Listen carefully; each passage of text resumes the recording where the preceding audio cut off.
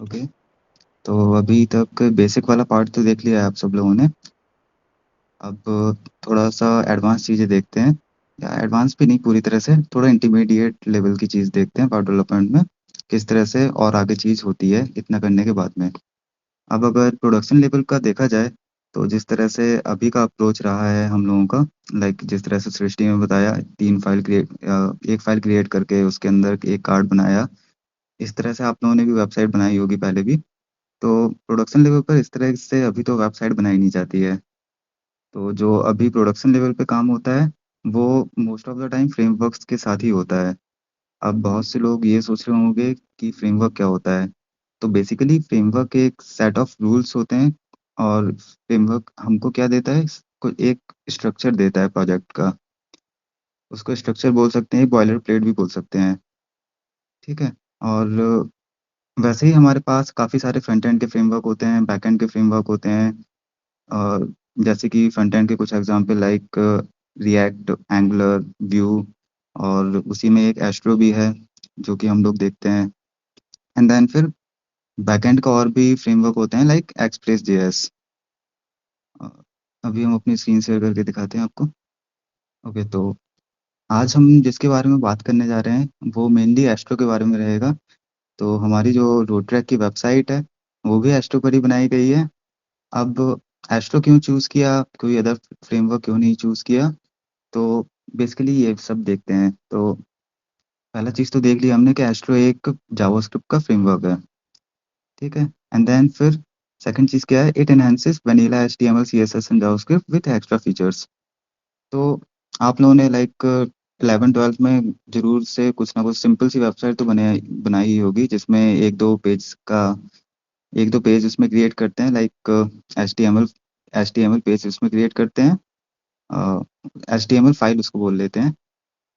Multiple like home page हो गया, about page का हो गया, या फिर कोई अदर पेज हो गया।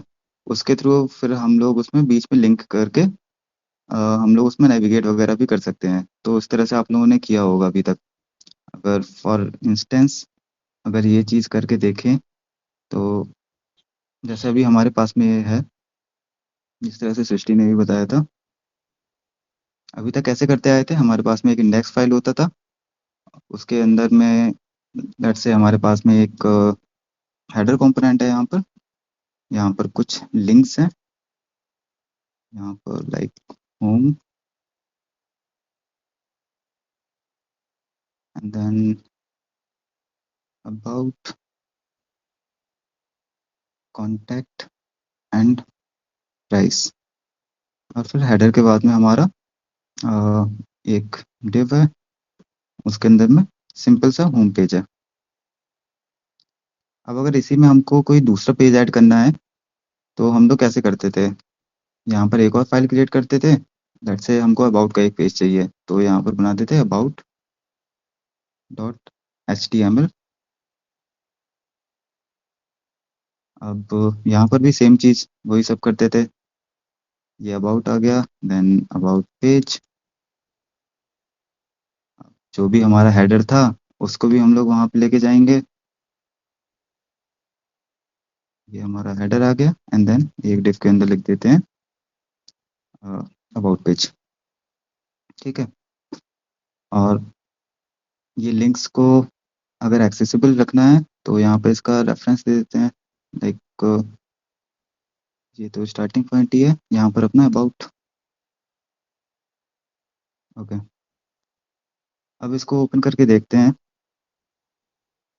तो अभी के लिए हमारा कुछ इस तरह का आ रहा है बेसिक। हम कोई इसमें स्टाइल वगैरह करने नहीं जा रहे हैं, किस तरह से हम करते हैं और इसको हम फिर फ्रेमवर्क में किस तरह से करते हैं, ये चीज़ आपको दिखा रहे हैं। ठीक है? तो अभी क्या होता था, हम लोग इस तरह से वेबसाइट बनाया करते थे पहले के टाइम पे।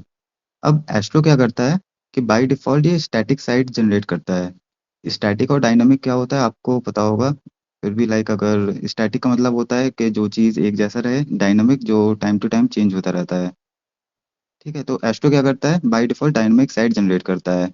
अब इसमें है क्या, आप लोग भी देख रहे होंगे, लाइक जो हेडर वाला कंपोनेंट है, ये जो हेडर वाला एलिमेंट है हमारा, ये बार-बार यहाँ पे रिपीट हो रहा है अदर फाइल्स में हमारे एक ही प्रोजेक्ट के अंदर। अब मान के चलो आगे चल के हमारे पास में कुछ ऐसी चीज़ आती है जहाँ पर एक और लिंक हमको यहाँ पर ऐड करना है, तो मैनुअली जाके हमको यहाँ पर भी इसको ऐड करना होगा, एंड अबाउट वाले फाइल में भी आकर यहाँ पर भी इसको एक और कोई कुछ भी ऐड करना होगा यहाँ पर। ठीक है, अब भी तो हमारे पास में चलो 2 पेज थे, तो हमने कर लिया। आगे चल के अगर हमारे पास में और बड़ा प्रोजेक्ट होता, 15-20 पेज का रहता है, लाइक डिफरेंट डिफरेंट पेजेस रहते हैं हमारे पास, और ज़्यादा पेजेस रहते, तो ये चीज़ करने में थोड़ा हेक्टिक हो जाता हम लोगों को। तो यहीं पर एस्ट्रो हमको एक और चीज़ करके देता है, वो है कंपोनेंट्स हम एस्ट्रो के अंदर क्रिएट कर सकते हैं।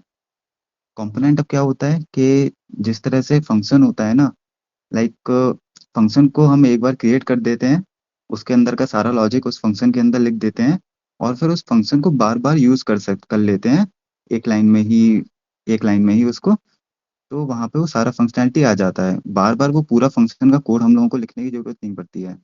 सेम तरह से हमारा कंपोनेंट होता है। कंपोनेंट हमको क्या करके देता है? कंपोनेंट हमको रीयूजेबल यूआई एलिमेंट बना के दे देता है। लाइक ये हेडर है, हेडर को अगर हम ये एक कंपोनेंट के अंदर डाल दें, और उसके बाद में केवल उस कंपोनेंट को यहाँ पर कॉल कर दें, और फिर सेम चीज़ यहीं पर कॉल कर दें इस वाले फाइल में, तो फिर जो भी हमारा कंपोनेंट वाला फाइल रहेगा हेडर का, हम एक चेंज अगर उसमें करेंगे तो सारे जगह पे वो रिफ्लेक्ट हो जाएगा। और अच्छा अंडरस्टैंडिंग के लिए इसके लिए हम आपको अपना ट्रैक वाला वेबसाइट दिखाते हैं। तो यहाँ पे जैसे कि आप लोग देख सकते हैं हमारे हेडर है, तो और भी पेजेस हैं, तो सारे पेजेस में हमारा हेडर सेम जा रहा है। ठीक है, अब यहाँ पर अगर हमको सेम यूज केस आता, लाइक हमको एक और कोई यहाँ पे लिंक ऐड करना पड़ता, तो ये सारे पेजेस में जाके हमको एक एक करके करना पड़ता अगर हम अपने पुराने वाले मेथड से जाते तो। अब लेकिन हम लोग थोड़ा स्मार्ट हो गए हैं, थोड़ा फ्रेमवर्क्स का यूज़ करने लगे हैं, और भी ज़्यादा मॉडर्न मॉडर्न टूल्स आ गए हैं जो कि डेवलपमेंट के प्रोसेस को थोड़ा आसान कर देता है हम लोगों के लिए। तो हम लोगों ने क्या किया कि ये जो हेडर वाला कंपोनेंट था, इसको एज अ कंपोनेंट में तोड़ के अलग से रख लिया, सेपरेटली। अगर इसको कोड से दिखाएं तो आई गेस ज़्यादा बेटर आपको समझ में आएगा। वैसे अगर ये चीज़ करने से पहले अगर एस्ट्रो को इंस्टॉल कैसे करते हैं वो चीज़ देख लेते हैं, फिर कंपोनेंट पर आते हैं, वो हम बता देते हैं। लाइक एस्ट्रो का इतना तो हमने आपको ओवरव्यू दे दिया है, एस्ट्रो हम क्यों यूज़ कर रहे हैं। एस्ट्रो का इंस्टॉलेशन बता देते हैं, फिर कंपोनेंट क्रिएट कैसे करते हैं वो आपको दिखाते हैं। लाइक ये तो देख लिया था कि लाइक स्टैटिक साइट जनरेटर है, स्टैटिक साइट जनरेट करता है वो, तो उसकी वजह से हमारी वेबसाइट काफ़ी फास्ट काम करती है। और एस्ट्रो के साथ ही हम रिएक्ट, सेबलेट या व्यू जैसे अदर फ्रेमवर्क्स भी इजीली इसमें यूज़ कर सकते हैं, तो इस वजह से काफ़ी यूज़फुल रहता है एस्ट्रो। अब एस्ट्रो को इंस्टॉल करने का देखते हैं। तो किसी भी चीज़ को अगर देखना हो तो बेस्ट चीज़ रहता है उसका डॉक्यूमेंटेशन। एस्ट्रो का भी डॉक्यूमेंटेशन है, एस्ट्रो डॉट बिल्ड पर आप जाएंगे तो यहाँ पर आपको मिल जाएगा, बहुत ही अच्छा डॉक्यूमेंटेशन है, अच्छी तरह से मैनेज किया गया है। तो जैसे ही आप इसको ओपन करेंगे, यहाँ सामने ही आपको इसका कमांड दिख जाएगा एस्ट्रो के प्रोजेक्ट को क्रिएट करने का, like npm create astro at the rate latest। तो इसको कॉपी करते हैं, एंड देन अपना यही वाला जो फोल्डर था, हम्म, ठीक है, यहीं पर क्रिएट करके देखते हैं एस्ट्रो वाला प्रोजेक्ट को।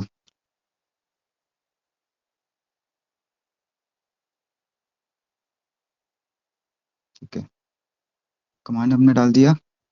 अब ये कुछ क्वेश्चंस पूछेगा हम लोगों से, कौन बनेगा करोड़पति खेलेगा। इसको 4-5 क्वेश्चंस के आंसर देने पड़ेंगे, तब जाके ये प्रोजेक्ट को सेटअप करेगा। तो पहला क्वेश्चन ये है, ये पूछ रहा है कि हम अपने प्रोजेक्ट का रूट डायरेक्टरी क्या बनाना चाहते हैं। तो बाय डिफ़ॉल्ट ये इस नाम से दे रहा है, बट हम चाहते हैं कि हमारा कोई नाम हो, तो इसको एडिट करने के लिए टैब प्रेस पहले करिएगा, एंड देन टैब प्रेस करने के बाद इसको आप एडिट कर सकते हैं। लाइक हमको अगर चाहिए अपना रूट ट्रैक नेम से, एंटर कर दिया। दूसरा क्वेश्चन इसका, how would you like to start your new project. तो इसमें एस्ट्रो के भी ना अलग अलग कुछ थीम्स टेम्पलेट्स रहते हैं।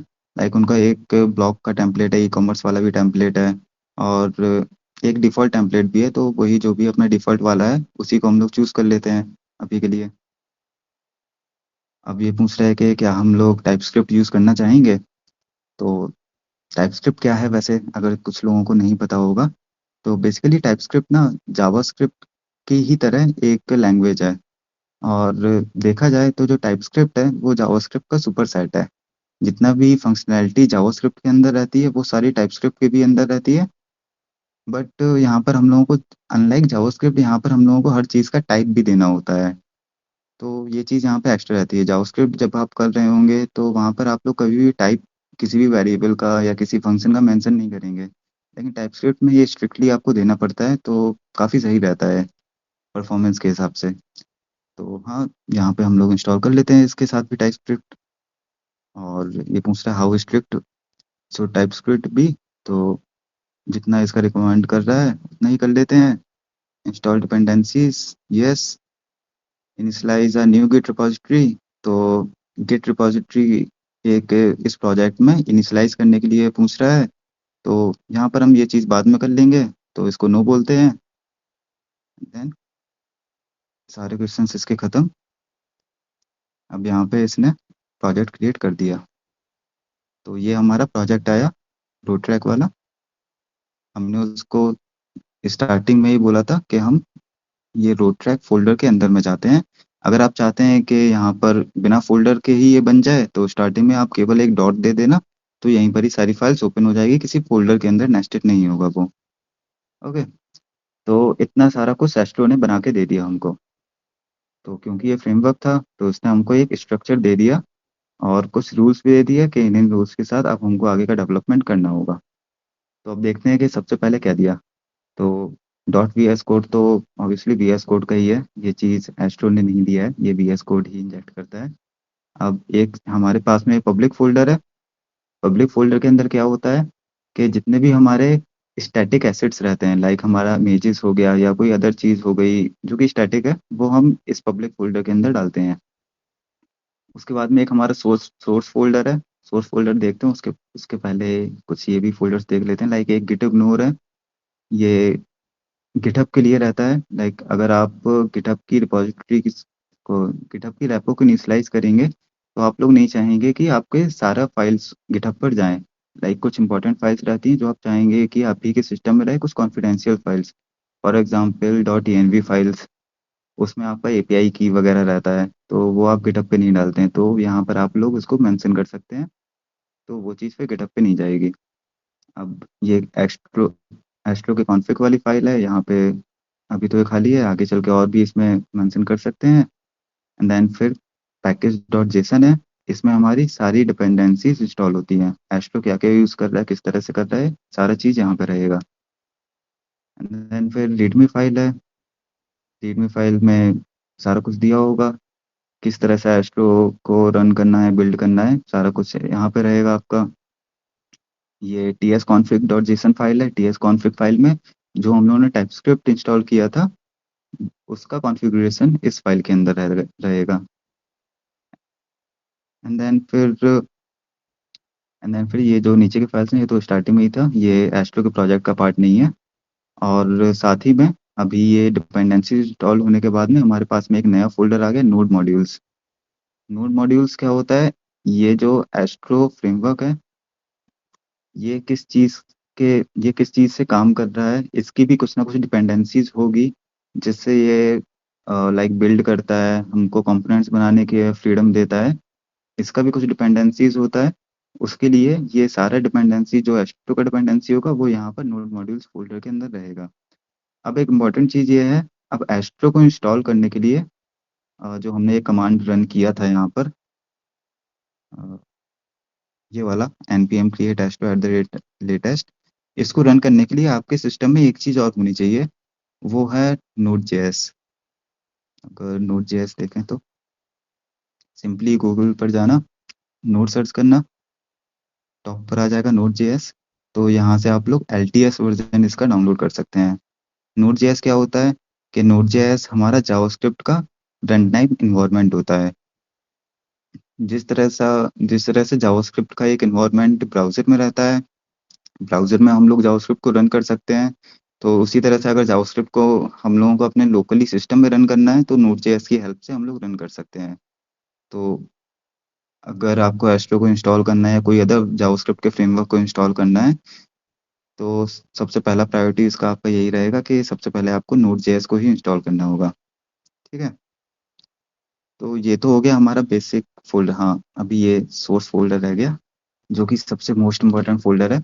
सोर्स फ़ोल्डर देखते हैं। सोर्स फ़ोल्डर के अंदर कुछ और फ़ोल्डर्स यहाँ पे दिए हुए हैं, लाइक एक कंपोनेंट्स का फ़ोल्डर है, एक लेआउट्स का फ़ोल्डर है, एक पेजेस का फ़ोल्डर है और कुछ यहाँ पे कॉन्फ़िगरेशन वगैरह दी हुई है।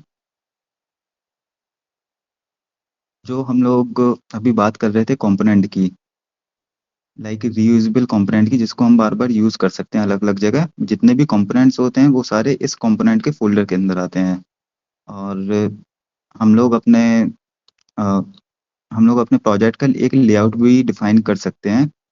तो लेआउट वाले फ़ोल्डर में हम लोग अपने प्रोजेक्ट का लेआउट डिफ़ाइन करेंगे, जो कि हमारे टॉप लेवल लेवल पर रहेगा। लाइक अभी तो जो प्रोजेक्ट हमारा इनिशियलाइज़ हुआ है, इसको रन करके देख लेते हैं पहले, npm रन dev करके। ओके, ओके ठीक है। हमको एक फ़ोल्डर अंदर आना पड़ेगा, लो ट्रैक्ट। अब करते हैं npm run dev।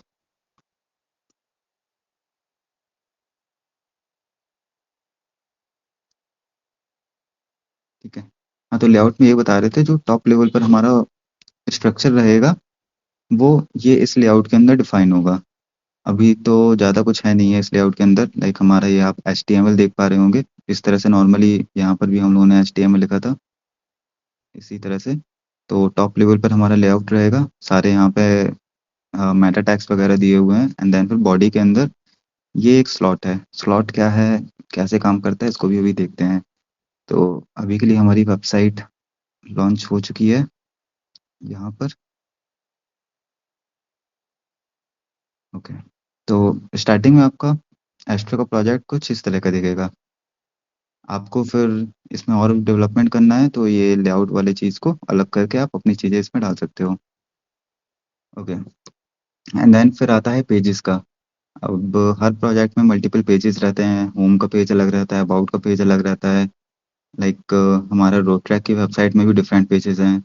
Like event, जो इवेंट्स के पेज हैं वो अलग हैं, होम वाला पेज अलग है, टीम्स का पेज अलग है। तो ये जो पेजेस है ना, किस तरह से डिफाइन हुए हैं, किस तरह से डिवाइड हैं, जो कि रेंडर हो रहे हैं यहाँ पर, वो सारा चीज़ें ये पेजेस वाले फोल्डर के अंदर आएगा। ओके, तो बेसिकली एस्ट्रो का फाइल स्ट्रक्चर कुछ इसी तरह का था।